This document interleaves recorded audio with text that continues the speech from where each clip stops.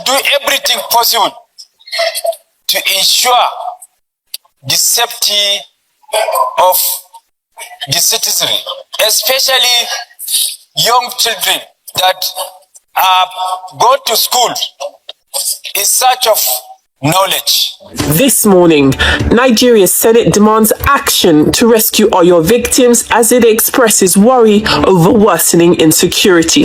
We begin the news today with reactions to the rising insecurity in Nigeria.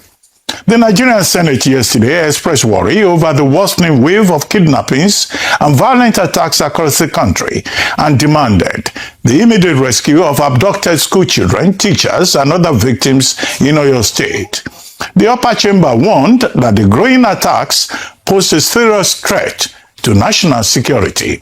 Amid the rising insecurity, calls to probe military spending was rejected in the Senate. Instead, the Red Chamber pushed for the need to strengthen and expand the Safe Schools initiative around vulnerable schools across the country. However, under this initiative, no fewer than 603 students and teachers have been kidnapped between March 2024 and May 2026 as poor implementation of the 145 billion naira Safe Schools initiative exposes pupils to armed attacks. Reacting to the rising cases of abduction in schools, the Nigeria Labour Congress (NLC) has warned that it will not hesitate to call for a nationwide industrial action to support the Nigerian Union of Teachers should governments at all levels fail to address the crisis decisively. Also, gunmen in the early hours of Wednesday kidnapped the younger sister of the immediate past Minister of Power, Adebayo Adelabu, and her twin children in the Elewura area of Challenge in Ibadan. Reacting to this, the presidential candidate of African Democratic Congress, ADC, Atiku Abubakar, said the abduction of the sister and twin nephews of former Minister of Power, Chief Adebayo Adelabu, underscores the failure of the government and that no one is safe again under President Bola Tinubu. The former vice president said the fact that kidnappers could strike in such a prominent public space without fear of interception spoke volumes about the worsening security situation in the country.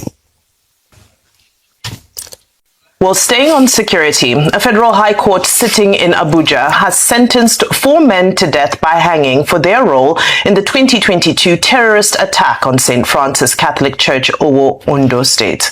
Justice Emeka Nwite convicted Idris Abdul Malik Omeiza, Al Qasim Idris, Jamiu Abdul Malik, and Abdul Halim Idris on multiple terrorism-related charges and ordered that they be hanged until they are dead. A fifth defendant, Momo Otuo Abubakar, was discharged and acquitted after the court found insufficient evidence linking him to the crimes. Meanwhile, Nigerian troops have recorded a major breakthrough in ongoing counter-terrorism operations in the northeast, eliminating more than 50 terrorists, including a senior ISWAP commander, during coordinated military offensives in Borno State. Among those killed was Khalifa Umar, a member of the ISWAP Shura Council and one of the group's key commanders. All right. Well, first of all, Dr. Bat, it's good to see you in the Lagos studio. We had Gbenga Ashiru with us yesterday, but always great to have you on the table. Of course, this morning we continue on the conversation of the news. Of course, dominating the headlines this morning is around insecurity. And to be quite frank, it is interesting or shocking to see the spread of the cases of kidnappings, abductions, terrorism across the country. We're still on the Oyo case where over 40 children, babies, toddlers, teachers were kidnapped, are still in captivity. As in Oyo State yesterday, as I was mentioned earlier on, the younger sister of the immediate past Minister of Power, Chief Adebayo Adelabu, and her 2 young children, teenage children, were kidnapped in perhaps what is said to be broad daylight, the audacity and brazenness of these criminals. And then in Zamfara State, it's reported that some polytechnic students, numbering about 7, were kidnapped as well. We also know that in Mina, in Niger State, his staff was said to have abducted children of his employer. So you can see how this is spread across the country and why this is a matter of national concern. Therefore, you would understand why it was a big topic in the House yesterday, in Senate yesterday, and conversations varied. Of course, it was led by, a motion was put forward by Senator Buhari from Oyo North Senatorial District, where he talked about paying serious attention, or where he brought on actually the issue of the country's future and direct attacks, these kidnappings as a direct assault on the country's future, bearing in mind that it is schools and children in many instances that are targeted. Yesterday, when we were speaking to Obadeoye, who was on ground in Oyo State, he spoke about how there was fear in the hearts of the community members, how some students have taken to wearing mufti, casual clothing, or going for informal lessons because of the fear of going to school, because they are not guaranteed their safety. We also looked at the fact that the students are currently writing their senior secondary certificate examination by WAEC, and how this might prevent them from actually going to school to write these examinations, or even worse still, if they are able to write these examinations, might not be in the right frame of mind to perform very well. So it is a serious matter. And then an area that was discussed, which we brought up with regards to the role of the Senate in tackling insecurity, is accountability. And a big question was raised around the Safe School Initiative, and I believe that all Nigerians should pay attention to this matter. Recall that when these incidents around kidnapping, insecurity began again to raise its ugly head last year, the Senate had an ad hoc committee led by Senator Orji Uzor Kalu to investigate the sums of money that have been allocated to this area. And when they grilled the national coordinator of the Safe School Financing Office, Hajia Ilya, she mentioned and she talked about the distribution of the funds, and it beggars belief to understand why huge chunks of money was going into consultancy and operational needs and going to the police, NSCDC, and a miserly sum went directly to the Ministry of Education. That is a big question that has been left unanswered. I said yesterday that a lot of times we are reactionary. It's when things like this happen, they start running helter-skelter, or let us have a probe, let us investigate. When we could have prevented this from happening by investigating where the money from the Safe School Initiative went to. If this had been judiciously spent, perhaps we would have had perimeter fencing in these schools, which Obadeoye confirmed yesterday did not exist in the school. How can you send your ward to school and there is little or no protection in light of the security situation in the country? Surveillance equipment, hardly any school in Nigeria has this. Where is the money that was allocated through the Safe School Initiative? Upwards of 145 billion naira from international organizations, the private sector. Where has that money gone to? So instead of a talk shop and saying, oh, let's come again, we talk, let us deal with these issues. Corruption is the bane of the society. We have lost a lot, including our lives and security and a sense of safety of Nigerians as a result of this. So what we want the Senate to do is not to talk and give moments of silence. Yes, that's empathetic, but we want investigations and a follow through. This investigation is still ongoing. In December last year was suspended because of time, but I mean, hopefully we can get to the detail of this, but that's what we are asking for the Senate. Let us get to the bottom of this. Who are the people responsible for the Safe School Initiative funds that have not yet been accounted for? Bimbai. Absolutely, very well said. I think I want to begin by commending those senators that resisted the appeal to fall into the trap of performative sympathy, because that's what it's called when you have the authority to intervene in a situation, but you rather offer your sorrows, your worries, your condemnations, and your consolation. So it was good we saw some proactive language from a handful of senators yesterday. Senator Adams Oshomole, Senator Sani Adams. Let's look at the numbers. 1,954 children have been kidnapped since 2014. This is according to to a report from Premium Times. They categorize what they call major kidnappings. One under Goodluck Jonathan. Under the full Buhari tenure, they record 10 incidents. Now, under the current administration, they record 9 incidents. If you look at different publications, they recorded at 7. We're looking at 3 years with such a huge spike. In fact, the findings say that the frequency has increased by 401%. This is a crisis. But let's break it down and see what that really means when we look at some of the interventions from the National Assembly yesterday. Ayo has already broken down what the Safe School Initiative concerns look like at the moment, and we continue to wait to hear what the findings of that, beyond findings, let it translate into action, into these funds being dispersed and mobilized to where they need to be used. There was the question of military audit. Now, when we look at a military audit, there are several things that come to mind. There's a question around auditing how the military is spending their money, and then Senator Adams Oshiomhole also brought up the issue of the military that were asked to move from their base in Kebbi State, which led to the abduction of those students last year. And he was saying, why has no further inquiry gone into who asked those soldiers to leave their post? Now, that's an operational audit. Let me start with the financial audit. We ask ourselves, what is there to even audit? If you look at the numbers with regards to capital, with regards to money released, budget performance for our defense budget, it is deplorable.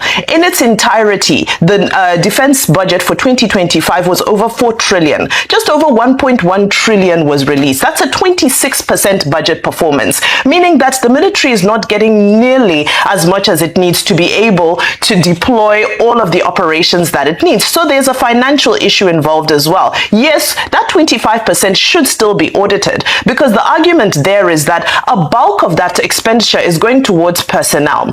Defense economists talk about the capital to overhead and expenditure ratio, where you're supposed to ensure that capital expenditure actually surpasses personnel expenditure, especially in this type of technological warfare. However, in our structure currently, the bulk of the budget is going towards military welfare, which is reported to not even meet the needs. Some inquiry and some reform needs to happen there.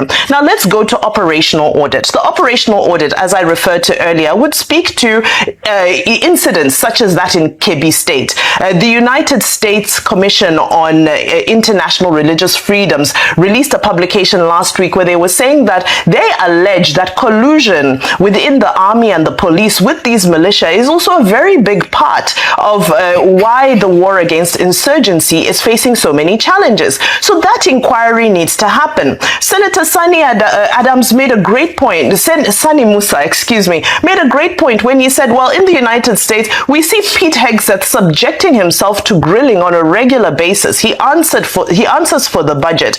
He answers questions around the operationalization. In fact, he addresses the media on a very regular basis to let us know what the military activities are and where they're going. But in this instance, I have to applaud the defense, because yesterday there was quite an insightful briefing on where we are with our defense activities and a lot of information shared. But let it not be a fire brigade approach. Now, let's conclude with a point that we landed on yesterday that we continue to reiterate, which is arrest, prosecution, and conviction. In this instance, we say congratulations to the DSS yet again for being able to fulfill this process. Almost poetic, because it's almost 4 years. June 5th, 2026, that's tomorrow, I believe, will make it 4 years since this calamity, this tragic incident took place in Ondo State. Now, the 4 have been sentenced to death. The question is, will those who have the power to sign off on that death sentence, on the actual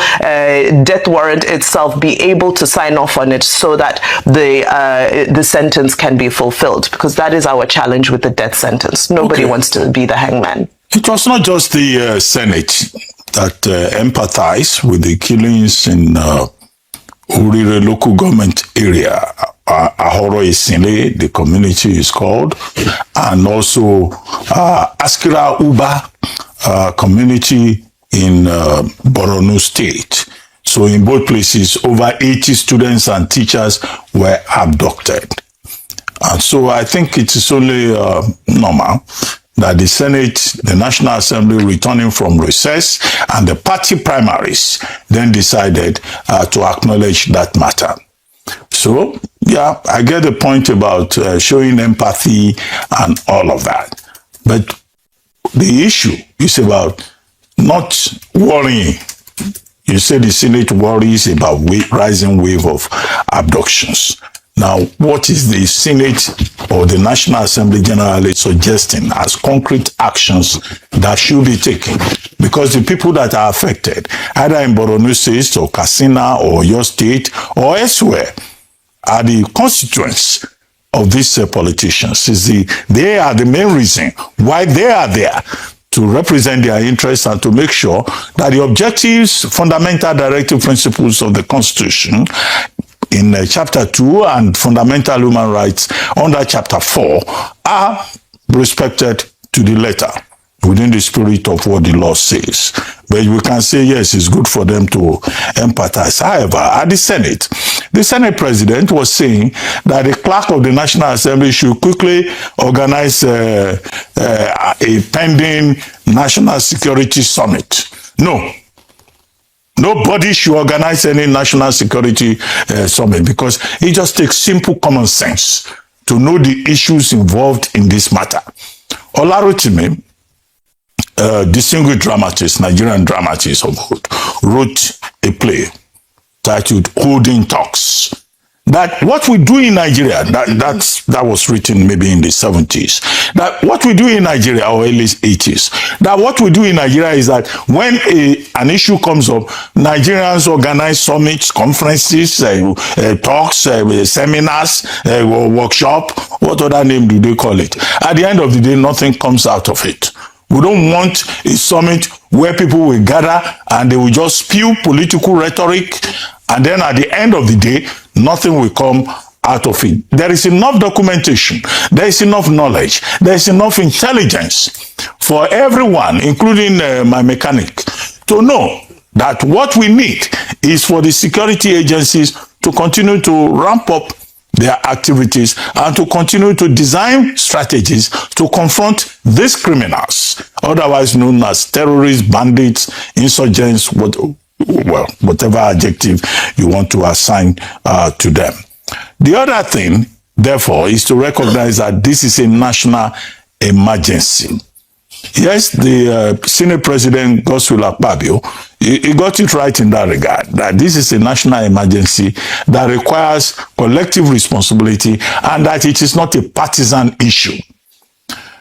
And the point that he made about not making it partisan, yes, that's a moot point. You know, it's admissible to the extent that you've been seeing a lot of political talk. Atiku Abubakar saying I think it's the NSA is wrong to say this was inherited from the PDP, and other politicians saying this is not a PDP problem, this is APC problem. No, it is all our problem. And all of us have a responsibility to do this. But the most unfortunate thing that I saw yesterday, you know, well, you may say it's okay, it was the right thing to do, you know, holding a minute silence for the poor gentleman who was beheaded in the Urire incident. I think that's Mr. Oyedokun, and then Mr. Adegboye, and then a child who was also killed. The National Assembly of Nigeria should not become a funeral parlor. This is our concern. It should not be a place where they will be going to have a 1 minute silence for people who have been killed, because the state is failing the people. And that point must be underscored. Yeah, 1 minute silence, yes, commonsensically you say it's okay, but that should not be the principal business of that National Assembly. And as for the issue about audit of the military spending, that was turned down. No, the Armed Forces of Nigeria is not above the laws of Nigeria. The National Assembly's duty is that of oversight, and is so stated expressly in the Constitution of Nigeria. So why will anybody suggest or vote that the National Assembly cannot probe the Nigerian military? No, that is unacceptable. That's the big point about that. And as for the Safe Schools Initiative, I was in government when this Safe Schools Initiative was introduced. We had Gordon Brown coming around, who was leading the process in collaboration with the Nigerian government, and the Jonathan administration took it up. But subsequent APC administrations have failed on that score, because the whole idea is to say that the school should be a safe environment for the child, and that is linked to the idea of the rights of the child, the rights of young people, and all of that, and the basic principle about environment. Section 20 of the 1999 Constitution talks about how environments should be safe. Whether it's the forest, it expressly mentions forest, but we are not talking about forest, we are talking about schools. So safety is important. And then you have a situation where children who are 3 years old, 14 years old are being abducted from their schools. I think it's most unfortunate. And I commend the Christian Association of Nigeria for declaring 3 days of mourning. But we can mourn for 3 days and call on God.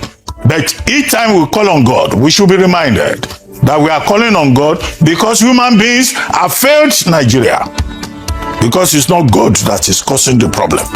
It is human beings, it is the way we have arranged our country that is causing the problem. Finally, I agree with the view expressed also on the floor of the Senate that, okay, don't politicize security, but it's important that government also does its part.